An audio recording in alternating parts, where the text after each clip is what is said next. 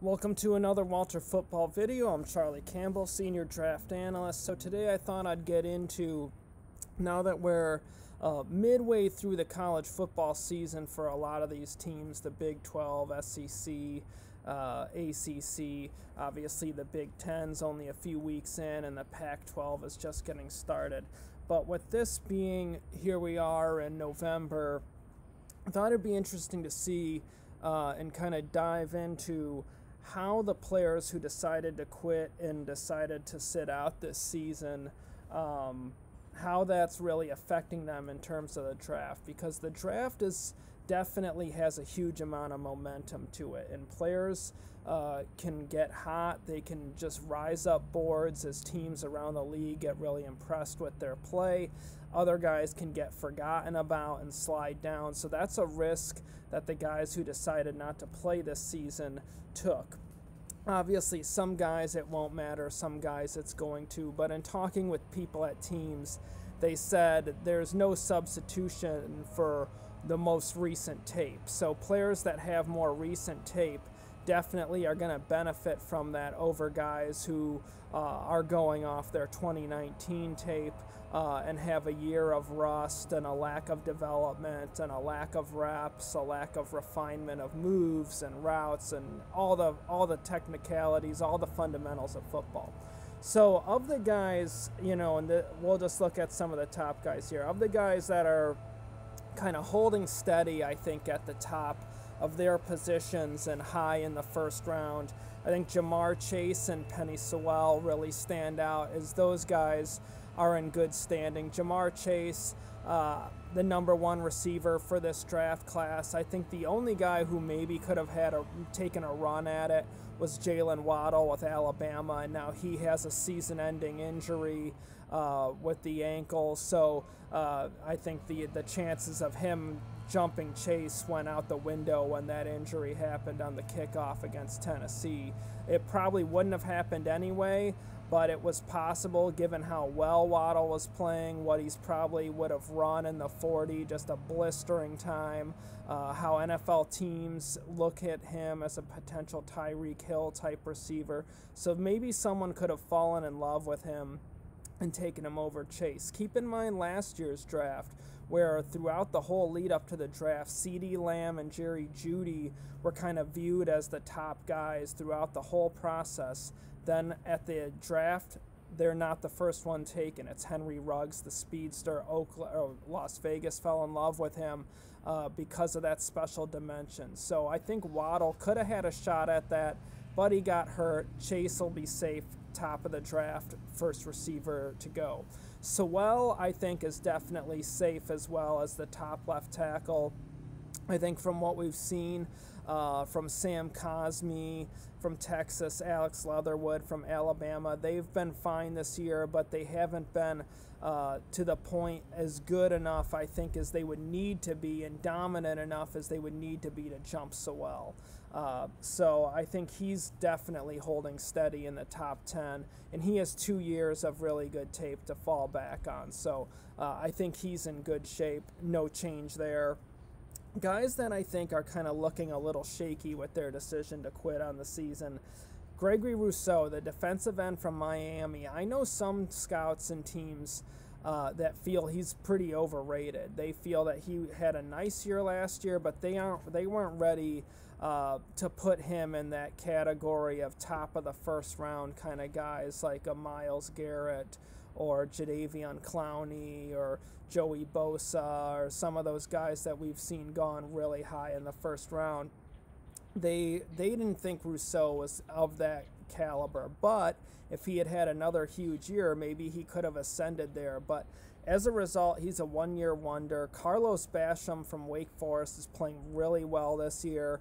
He's averaging a sack a game, playing the run well, is really showing that he's developing, improving year after year in college football. So while right now I think Rousseau is still likely to go ahead of him, but I think Basham is starting to make this more interesting given how well he's playing this year. We'll see how it goes in terms of how he closes out the year.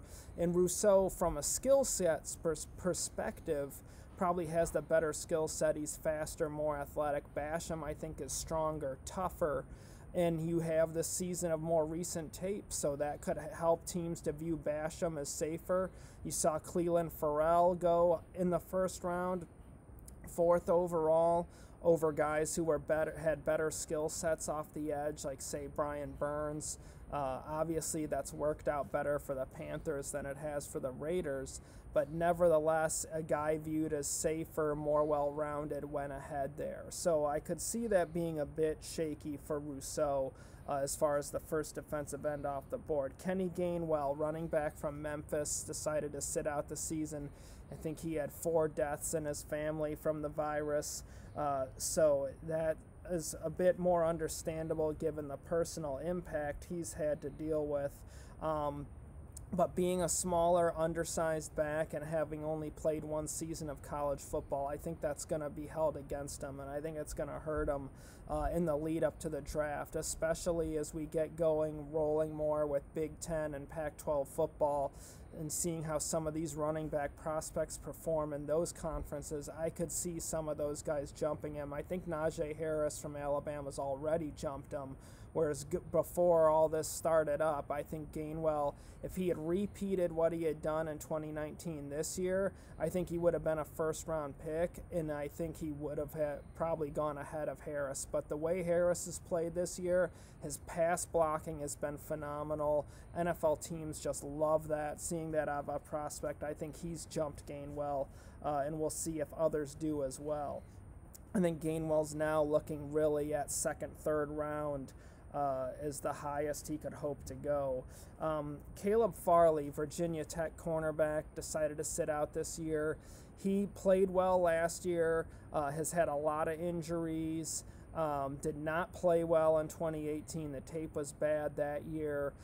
So then with this year, with some other cornerbacks playing well, solidifying themselves, I think that could hurt Farley. I think him deciding to sit out this season was a mistake. I think if he had produced another good year of tape, had 2 good years in a row, I think that would have made him a surefire first rounder with his skill set, but I think he's kind of on the bubble.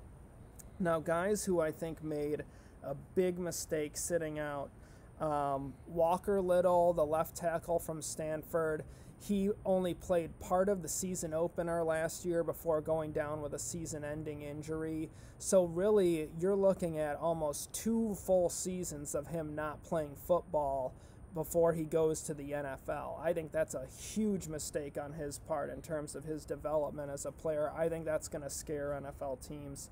Paulson Adebo, his teammate at Stanford, a cornerback. Adebo last year and the year before showed some really good ball skills, but he got torched against UCF and others, had some problems with double moves and eye discipline. So now you have no answers on that from 2019 to 2020. Did he make any improvements? Who knows? You know, there's no way to know because he's not playing football. So I think that really hurts him. I think if he had come back to school and shown improvement there, showed more eye discipline, was not biting on double moves, allowing big plays over the top, I think that would have really helped him to be a first-round pick. So as a result, I think that's going to hurt him. Nico Collins, wide receiver from Michigan. This is a loaded wide receiver class. I think any wide receiver that sits out is running a risk, with the exception of JaMarr Chase, who we hit on before. But I think Nico Collins, with all the receivers in this draft, it's going to be hard to not be forgotten about, and kind of teams just not getting excited about the guy because they didn't see him all fall. And then you're going to have a combine workout, and that's about it. You know, in Michigan, with the struggles they've had on offense at quarterback, it's not like he put together a bunch of dominant seasons before deciding to sit out. He didn't have a 2019 season the way Chase did, where he absolutely destroyed the competition in just brilliant fashion. So I think Collins made a big mistake sitting out this year. And last, and definitely not least, as far as big mistakes sitting out, would be Georgia quarterback Jamie Newman. I think that was just a huge mistake by Newman. I think that if he had come back to school, not necessarily even leading Georgia to huge success, like the way Joe Burrow did last year or anything like that. But if he came back and played well against Alabama, played well against Florida, had a good season with Georgia, I think he could have been a hot prospect in the 2021 NFL draft. But as a result, you have Kyle Trask, who's really helped himself this year with Florida. Zach Wilson at BYU has helped himself significantly. I think those two guys are firmly in that second round range with a shot of maybe going higher. But I think because of the way they've played, and Newman just sitting at home on the couch and working out, getting ready for the combine, I think that really hurts him. I think it hurts the excitement value teams can get. It hurts the ability for a team to fall in love. So I think Newman definitely made a huge mistake sitting out this season, especially with Georgia and the amount of talent they have on that team.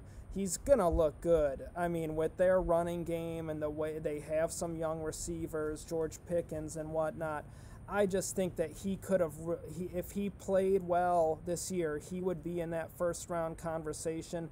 He might be talked about as jumping Trey Lance because Lance only playing one game this year and coming from a smaller level of competition.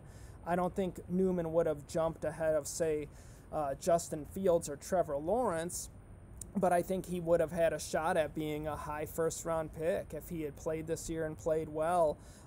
So I think that was just a big mistake for him.